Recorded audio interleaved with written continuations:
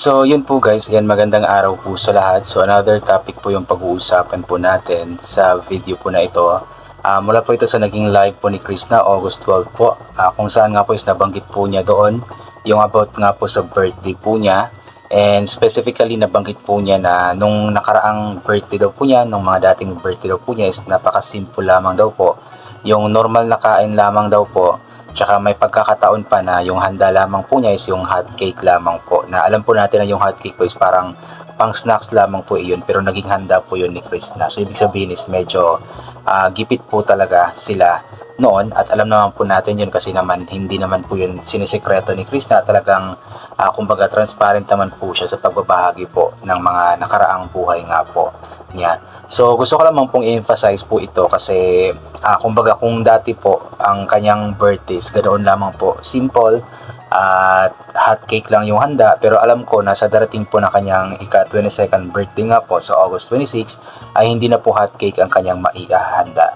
So dito sa ating thumbnail is nagpagawa po ako kay AI ng sample na handaan. So sample na handaan lamang po ito. So hindi po ito yung magiging actual na handa po talaga ni Chris na sa kanyang birthday. Kasi hindi pa natin alam kung ano nga ba yung mga plano, ganito ganyan. Pero sabi naman ni Chris na magiging simple lang din daw po yung kanyang birthday. Although meron siyang handa na konti, tapos hindi na daw po siya mag-aayos nga daw po kasi wala naman daw pong photoshoot, at saka hindi rin daw po siya magpapa-tarpaulin.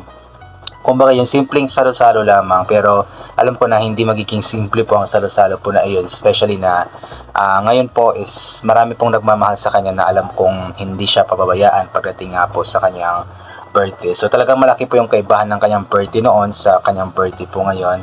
Kasi noon inuulit ko nga po na walang-wala nga po sila, pero ngayon nga po unang-una ay may pera na si Chris na, although alam kong mas kailangan ni Chris ng gamitin ng pera na ito sa kanyang pagpapagawa ng bahay, pero alam ko din na nag-ano siya ng pera para sa kanyang ika-22nd birthday, kaunting handaan kumbaga.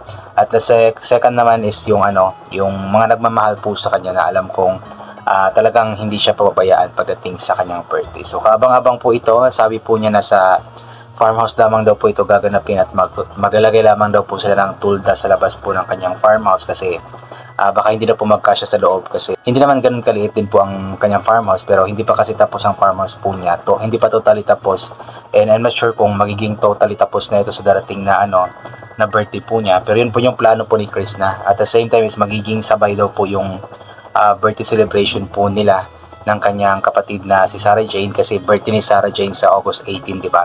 So gusto na siguro naisip ni Chris na mas okay po yung isabay na lang para kaunting handaan na lamang, isang handaan na lamang, isang gastusan na lamang, di ba? So practical din po yun, at maganda din po yung plano po na iyon para mas magiging masaya nga po, kasi nga dalawang celebration nga po, o dalawang birthday celebration nga po nilang magkakapatid. So hoping na mas magiging masaya nga po ang magiging birthday po ni Chris na. Abangan po natin iyon, kung ano man po yung plano po niya at ng mga taong nagmamahal po sa kanya. Pero yun nga, nakakatuwa lamang po kasi yun nga, yung dati nga po na ganoon po ang buhay, like yung hot cake lamang po yung naihahanda sa kanyang birthday, at minsan wala pang ang handa talaga, ay sa darating nga po na 22nd birthday po is possible nga po na marami na nga pong handa. At nagpapasalamat po tayo sa Panginoon kasi nga po hindi mangyayari ang lahat ng mga bagay na ito kung hindi dahil po sa Panginoon. Talagang nakita po ng Panginoon yung pagsisikap at pagsasakripisyo po ni Chris na para makatulong sa kanyang pamilya. Kaya nga po ibinibigay po ng Panginoon ng mga blessings na ito ngayon sa kanya at sa kanyang pamilya. At syempre ginamit po ng Panginoon si Sir Paul Pugong Biyahero para po siya ay matulungan at makilala nga po sa social media, at ngayon nga po is unti-unti na nga pong kumikita sa pagsisikap po niya sa kanyang pag-vlog. So kaya ko po sinabi po yun na ginamit ng Panginoon si Sir Paul, kasi alam kong marami na naman pong magko-comment dyan, paulit-ulit na comment na kung hindi dahil kay Sir Paul ganito ganyan, diba? Nakakatawa yung mga paulit-ulit na comment kahit na lagi naman pong sinasabi, o hindi naman lagi, pero alam kong sobrang grateful po si Chris na kasi sinabi naman po niya yon na talagang hindi po siya magsasawang mapasalamat kay Sir Paul tsaka sa Panginoon at sa ating lahat po ng mga supporters po niya, kasi nga po hindi po niya maabot ang lahat ng ito kung hindi dahil po kay Sir Paul, sa Panginoon at sa ating lahat nga po. Kaya sa mga laging nagko-comment siya ng kung hindi dahil kay tigilan nyo na po, kasi napaka-grateful po ni Chris at lagi po siyang nagpapasalamat po talaga sa mga taong naging dahilan kung bakit nga ba naabot po niya kung ano man po ang naabot po niya ngayon. Unti-unting natupad po ang mga pangarap po niya dahil po sa mga taong iyon, or dahil po sa ating mga sumusuporta nga po sa kanya. So ito po, basahin po natin yung ilan po sa mga komento. From Rosemary Marzonia, advance happy birthday to Krista, more birthday to come and good health. God bless you, my Krista, watching from Zamboanga City. Yes, importante po yun na good health po siya lagi. And I believe dun sa live po niya na iyon is na mamilipit po siya sa sakit po ng kanyang puson, kasi may dysmenorrhea siya that time. So hoping na magaling na po siya ngayon. So, talagang ganoon daw po yung routine po niya every time na mag-start or first day po ng kanyang dalaw is talagang sumasakit po ang puso at nagkaka-dysmenorrhea po siya. At alam kong nakaka-relate po yung iba po doon. Hindi ako nakaka-relate, syempre lalaki ako eh. Pero yung mga babae, iba ba? Alam ko nakaka-relate po sa nararamdaman ni Chris na. Kaya pag-pray po natin na sana gumaling na po siya at hindi na sumakit pa ang kanyang puson, para may pagpatuloy po niya mga gawain po niya sa araw-araw. From Felicidad Neniza, hello, good morning, advance happy birthday kay Krishna. God bless padayon lang sa imong kabuutan dahil andito lang kami sumusuporta sa iyo. Yun po. Sabi dito, saan ba din? Hello, good morning, advance happy birthday kay Krishna. God bless padayon or patuloy lang sa iyong kabutihan or kabaitan.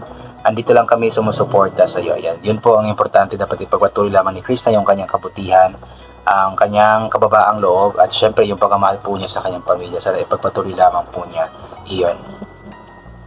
Nansita Artaho, advance happy birthday Krista, ingat ka lagi, huwag pansinin ang mga basher, pray always, huwag mo silang awayin, pray lang, pawayaan mo sila, God bless. The best revenge po talaga sa mga basher is yung ipag-pray po sila na sana tumigil na nga po. Alam ko naman na andyan yung Panginoon nila na nakatingin lamang palagi, at nakikita po niya kung sino po yung mga taong gumagawa ng tama at yung mga taong gumagawa ng mali. So ipagdasal po natin sila at sana mahimasmasan po sila sa mga sinasabi o ginagawa po nila kay Krishna. From Habibi Albi, happy birthday Inday Krishna, padayon lang sa pangandoy para sa iyong ginikanan o mga igsuon. God bless and more blessings to you. Ayan, i-translate po ulit natin. Happy birthday Inday Krishna, patuloy lang sa pangarap para sa iyong mga magulang at mga kapatid. God bless and more blessings to you. Ayan. Talagang nagpapatuloy naman po si Krishna kasi ganoon po niya kamahal ang kanyang pamilya. Talagang gagawin po niya ang lahat para makatulong po siya sa kanyang pamilya. Marivic Jansen, most of you loves, inamin, ingatan mo, health mo. Always kasi yan ang puhunan mo, love you. Opo, totoo po yun. Sa ating mga tao is yung puhunan po talaga natin is yung health po natin. Siguro, yung iba, ang daming pera, napakayaman, pero paano naman yung pera or anong gamit ng pera ng yaman kung yung katawan naman, di ba, is may sakit. So, hindi mo rin magagamit ng maayos yung pera mo. Hindi mo rin may enjoy yung pera mo. So, importante talaga na yung katawan natin is palaging healthy. Kahit walang pera, but importante healthy po yung katawan po natin. Nang sa ganun is magagawa po natin yung mga gusto po natin gawin, especially yung makatulong po sa pamilya po natin.